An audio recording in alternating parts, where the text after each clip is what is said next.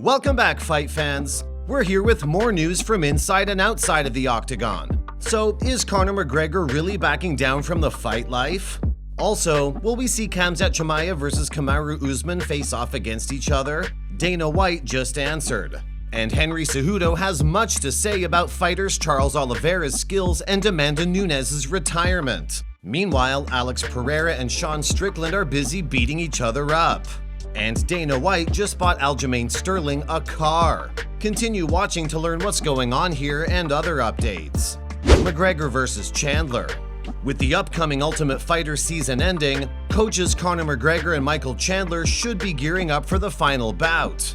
But this fight doesn't look like it's on the table because McGregor still hasn't tested with USADA. Verdict MMA reacted by tweeting, Conor McGregor has 48 hours left to enter the USADA testing pool if he's gonna fight at UFC 296, which is the final PPV of the year. If he doesn't enter the 6 months testing pool by Friday, he will not be fighting in 2023 per the rules of USADA. And it gets worse. Another tweet making rounds on the internet says, Conor McGregor's no longer interested in fighting Michael Chandler. The UFC is already pitching new opponents in case McGregor does not make the USADA cutoff date. And there's good reason to take it seriously because Charles Oliveira sure is.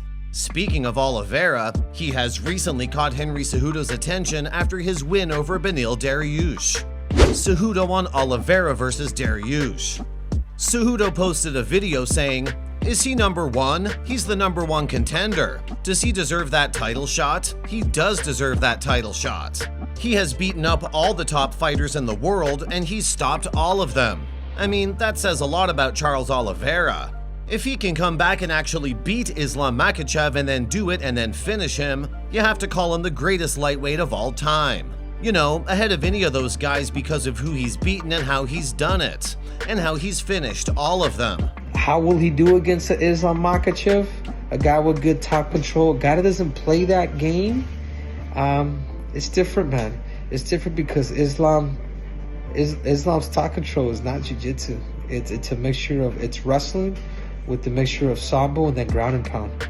It's different. Like he's gonna want you to work up. He's gonna want you to carry his weight. He's gonna want to fatigue you to get you down, to throw those elbows or get those heavy hands up top. So it looks like Oliveira has his work cut out for him in the fight against Islam Makhachev. Also, Cejudo shared his opinion on Amanda Nunes leaving the octagon forever. Cejudo on Amanda Nunes retiring. Nunes fought her last fight against Irene Aldana at UFC 289.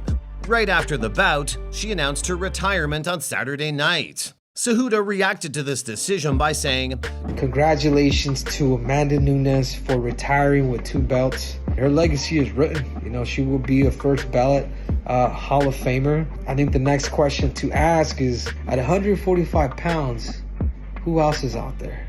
And that's a valid question. Who do you have your eyes on? Let us know in the comments. Dana White on Usman versus Chimaev. If you anxiously awaited the bout between Kamaru Usman and Khamzat Chimaev, we've got some bad news.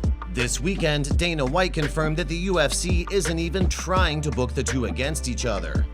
However, John McCarthy understands White's logic. On his podcast Weighing In, he said, I don't blame Dana for not wanting to put together a Kamaru Usman versus Khamzat fight. First off, I don't want to move Kamaru up to 185, and I don't want Khamzat to be at 170 because he's already proven that he can't make it. So I'm in a position, do I want to make that fight? You know, it doesn't do me any good at 185 with Kamaru Usman, because if Kamaru Usman beats him, which he's got a good shot of beating him, at 185, I just took away a guy in that weight division while I've got a guy at 170. Is he going to move now up to 185?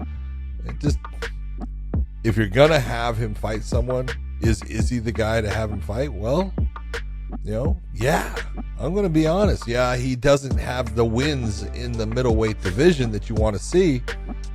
You know, he does from earlier. You know, he beat Mershart. That was at middleweight. I think he's got 2 wins in the UFC at middleweight, maybe. They also discussed who should fight Izzy next, showing interest in a rematch between Izzy and Pereira. because he's only beaten Pereira 1 out of 5 times.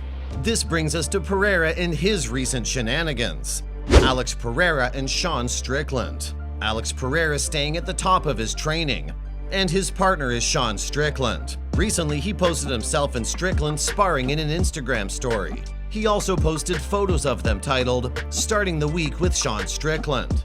What do you guys think of this duo? Comment below. Dana White's Lamborghini. After a recent Cold War with champ Aljamain Sterling, Dana White extended an olive branch towards him. But this branch cost him $250,000 and had 4 wheels. Aljo posted the green luxury Lamborghini on his Instagram, thanking White. Also, a video surfaced showing him checking out his new ride. He said, And Dana finally got me that Lambo I've been asking for. That's right, man. You pulled up in a green Lamborghini, man. He finally came through for you. He did. He's a man of his word. Wow. Is that all the gadgets, all the gizmos, everything you envisioned? It's a pretty damn nice car. I'll tell you that. It's a very nice car. So it looks like trouble in paradise is over, and they've made amends. What do you think of White's gesture? Did he give Aljo his due respect or overdid it a little? Comment your opinion below. Alright folks, that's all from today's video. Thanks for watching. Don't forget to hit the subscribe button for all the latest MMA news. We'll catch you in the next video.